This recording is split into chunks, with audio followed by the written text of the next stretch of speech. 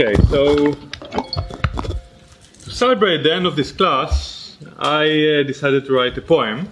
Wait, is this on the new thing? And let's read it to you. Okay? As the semester draws near to a close, looking back at what our minds have exposed, we've explored creativity each step of the way, the joy of knowledge at Wharton we'd like to convey. From psychology and neuroscience we have gained, to new products and services, creation have lain.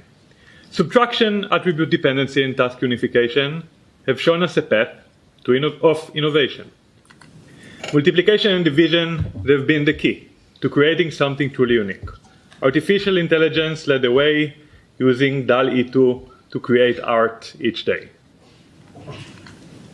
Though the semester has come to its end, our memories and learning will never transcend.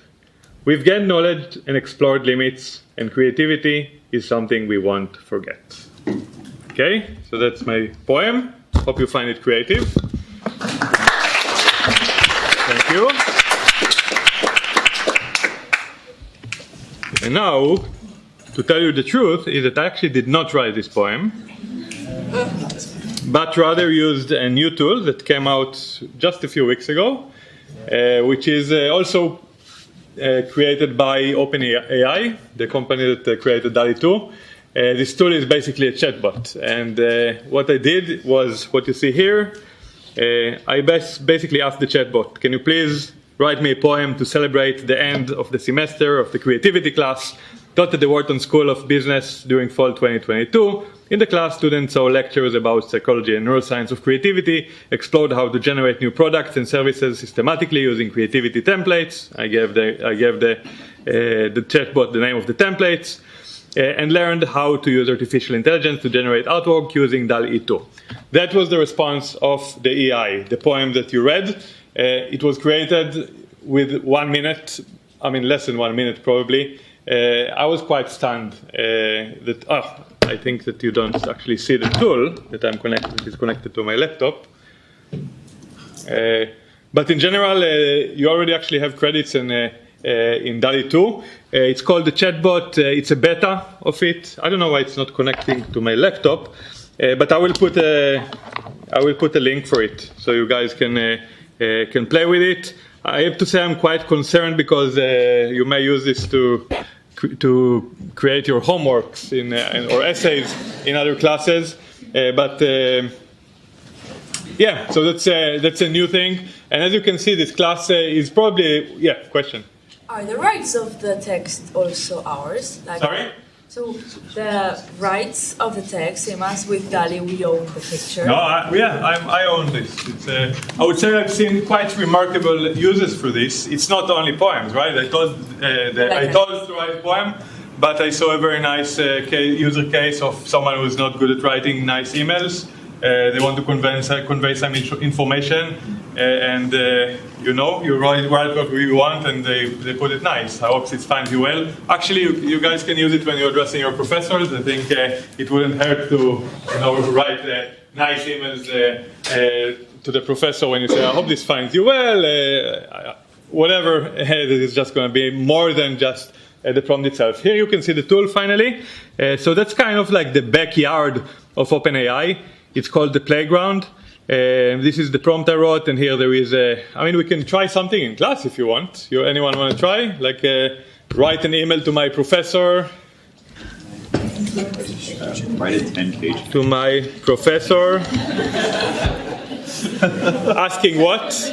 What should we ask the professor? Deadline extension. Asking deadline extension because what? I got COVID. No, come on, something more creative. Ask for a creative excuse. Because, I don't know if it will do it, but let's give it a shot. Because of a creative excuse. Okay, good one. Okay, we're waiting. Submit. Right, submit. Okay, here's the AI at work. Okay. Okay. Let me read you. Dear Professor, name. I'm writing to kindly request an extension on the due date for my assignment. I understand that usually such requests cannot be accommodated. However, the reason for my request is rather unique. As part of the creativity class at Wharton, I've been learning about how to generate new products and services using creativity templates. Unfortunately, I was too creative, and instead of finishing my assignment on time, I ended up creating a new product for the market instead. Therefore, if it is possible, I would really appreciate if you could extend the due date for my assignment. I'm very sorry for the inconvenience, and I promise to get the assignment in as soon as I'm finished with my newest project. Thank you so much for your time and consideration. Sincerely.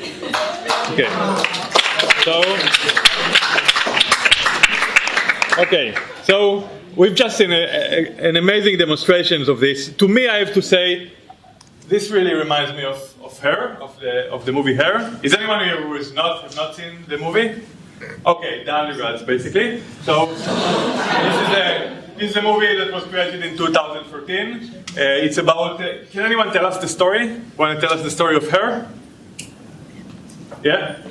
From what I remember, I guess the guy falls in love with what's kind of a chatbot, but it has a voice with Angelina Jolie. She can sort of take. Oh yes, sorry. Scarlett Johansson. But she can sort of take human form by having an actress play her, and then I think she ends up dying, and he gets sad, and I don't remember why she dies. Yeah, so no, she doesn't die actually. So okay, this is Joaquin Phoenix, and he just got divorced, and he installs a new operating system that has a voice of a woman, and he starts, and she's very intelligent, and chats with him about everything in life, and learns very quickly, and he falls in love with her. That's the prompt. I'm not gonna. That's the summary. You should watch it. It's a great movie. And what I thought about this movie, does anyone remember what was his profession in the movie? This guy, what was he doing? Professor of creativity. Does anyone remember that? Okay, so I'll tell you what his profession was. So, this is from Wikipedia actually. In the future, Theodore, that's his name, is a lonely, introverted, depressed man who works for a business that has professional writers compose letters for people who are unable to write letters of a personal nature themselves. Unhappy because of his impending divorce from his childhood sweetheart, Catherine, Theodore purchases an operating system upgrade that includes a virtual assistant with artificial intelligence designed to adapt and evolve. He decided that he wants the AI to have a feminine voice, and she names herself Samantha. Theodore is fascinated by her ability to learn and grow psychologically. They bond over their discussions about love and life. So that's the problem. Now what I realized when I read this is actually there is one thing that this movie really got wrong. That this profession of having professional writers to compose letters for people who are unable to write letters of personal nature themselves, this profession is, it's not going to exist, right? Because you can let the AI do it. So it's actually happening before we have these personal assistants that we can fall in love with. So maybe this is the only thing that this movie really got wrong. Of course, you should watch the movie. I just highly recommend it.